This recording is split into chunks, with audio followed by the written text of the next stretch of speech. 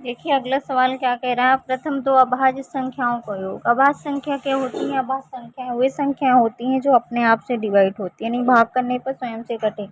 वो संख्या आपकी अभाज्य संख्या होंगी। तो आप प्रथम दो अभाज्य, पहली दो अभाज्य संख्या क्या हो जाएंगी? पहली जो अभाज्य संख्या होंगी 2 और अगली क्या हो जाएगी? 3। क्या हो जाएगी? 3। तो इनका योग पूछा है तो इनको योग कर लेते हैं, यानी 2 + 3 तो आपका कितना हो जाएगा? 5। यानी 2 + 3 इसका आपका जोड़ेंगे तो कितना होगा? 5।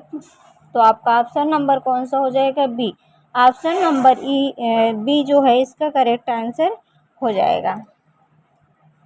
देखिए अगला सवाल है आपका, संख्या 5, 6, 8, 7, 8 में सबसे अधिक स्थानीय मान किसका है? ठीक है, संख्या पद्धति जो आपके पहला चैप्टर है, इससे सवाल आपका एक ना एक जरूर से जरूर पूछा जाता है।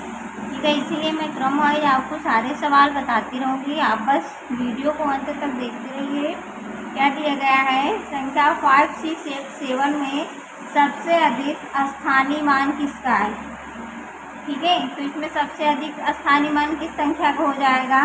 देखिए आपको इसमें इकाई, दहाई, सैकड़ा, हजार करके खुद चूज करेंगे तो आपका सबसे ज़्यादा स्थानीय मान किस नंबर का आएगा? यानी 5 का। 5 का सबसे ज़्यादा स्थानीय मान होगा। जैसे जैसे इधर घटते जाएंगे वैसे वैसे आपका स्थानीय मान कम होता जाएगा, इसलिए आपका ऑप्शन नंबर 5 आंसर हो जाएगा। देखते हैं अगला सवाल में क्या दिया गया है। 16, 18, 10 का महासापा, सॉरी महासापा पूछ रखा है। क्या पूछा है? महासापा। तो इसका महासापा निकालते हैं। महासापा क्या होता है? जिसको आपने पढ़ा होगा महत्तम समाप्तवर्तक, यानी कि HCF फैक्टर। ये आपका क्या होगा? हाँ, ये निकालते हैं। इसमें 16 के क्या करेंगे? महासापा निकालने के लिए इन संख्याओं के अलग अलग फैक्टर कर लेते हैं। आइए करते हैं। तीनों संख्याओं के अलग अलग फैक्टर कर लेंगे। 16 के 2 दूना 4 दूनी 8 दूनी 16। ठीक है, उसके बाद 18 के हो जाएंगे 2 गुणे 3 गुणे 3। इसको चेक करते हैं। 2 3 6 3 18 है ना इसका। 15 का हो जाएगा आपका, सॉरी 10, यहाँ पे 10 का हो जाएगा आपका 2 गुणे 5। क्या हो जाएगा? 2 गुणे 5। आप क्या करते हैं? मासा में एक काम ये होता है, जो संख्या देखते हैं तीनों में कॉमन होगी वही उसका मासा होता है। तो आइए देखते हैं कौन सी संख्या कॉमन है। 2, आपकी 2 इसमें कॉमन है, और 2 और 3 5, कोई भी संख्या नहीं कॉमन, इसलिए इसका मासापा क्या होगा? 2। तो आपका ऑप्शन नंबर कौन सा हो जाएगा? सी, यानी इसका मासा कितना हो जाएगा? C. Option number C is the correct answer.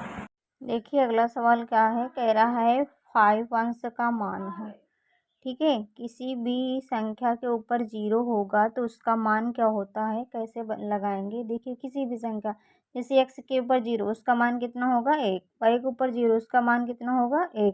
इसीलिए आपका यहाँ पे दिया गया 5 के ऊपर 0 तो इसका मान कितना होगा? 1। यानी ऑप्शन नंबर आपका 2 करेक्ट हो जाएगा। देखिए अगला सवाल है आपका, क्या कहता है कि 2 अंकों की सबसे छोटी संख्या क्या होगी? ठीक है, तो 2 अंकों की सबसे छोटी संख्या क्या होती है आपकी? 10। क्या होती है? 10। अगर यहीं पे क्वेश्चन कह देता 3 अंकों की सबसे छोटी संख्या तो आपको 100 हो जाता। ठीक है, आपको इसमें पूछा गया 2 अंकों की सबसे छोटी संख्या, तो 2 अंकों की सबसे छोटी संख्या आपकी 10 हो जाएगी। ऑप्शन नंबर आपका first is the correct answer. देखिए आपका सवाल दिया गया अगला, 4 अंकों की कुल कितनी संख्याएं बन सकती हैं? ठीक है, 4 अंकों की कुल कितनी संख्याएं बनाई जा सकती हैं? कैसे करेंगे सवाल को? ये आपका सवाल बहुत ही इम्पॉर्टेंट है हर एक एग्ज़ाम के लिए, कोई भी एग्ज़ाम हो ऐसे क्वेश्चंस बहुत पूछे जाते हैं। तो आइए इसको हल करते हैं। सबसे पहले तो ये कह रहा है कि 4 अंकों को कुल कितनी संख्याएं बन सकती, तो 4 अंकों की कुल कितनी संख्या मीन्स इसमें ये आपको पता होना चाहिए 4 अंकों की बड़ी से बड़ी संख्या कौन सी होती है। जो बड़ी से बड़ी संख्या होगी और उसको हम लिख लेते हैं। 4 अंकों की बड़ी से बड़ी संख्या क्या होगी? 4 अंकों की बड़ी संख्या। ठीक है, 9999, 9999, ये 4 अंकों की बड़ी से बड़ी संख्या। और उसके बाद 4 अंकों की बाद आप 3 अंकों तक की कुल संख्याएँ कितनी बनेंगी, 3 अंकों की। तो 3 अंकों की हम कुल संख्याएँ कहाँ तक का बनेंगी वो लिख लेंगे, 9999। ठीक है, इनके बीच जो भी संख्याएँ निकलेंगी वही उतनी ही संख्याएँ बनाई जा सकती। तो अब इसमें कितनी संख्याएँ बनाई जा सकती हैं, तो इसको क्या करेंगे, अगर इससे इसको हम घटा लेते हैं, क्या करते हैं, इससे इसको घटा लेते हैं तो हमारी उतनी संख्या बन के तैयार हो जाएंगी। यानी आपका ऑप्शन नंबर कौन सा हो जाएगा, 3 इसका करेक्ट आंसर।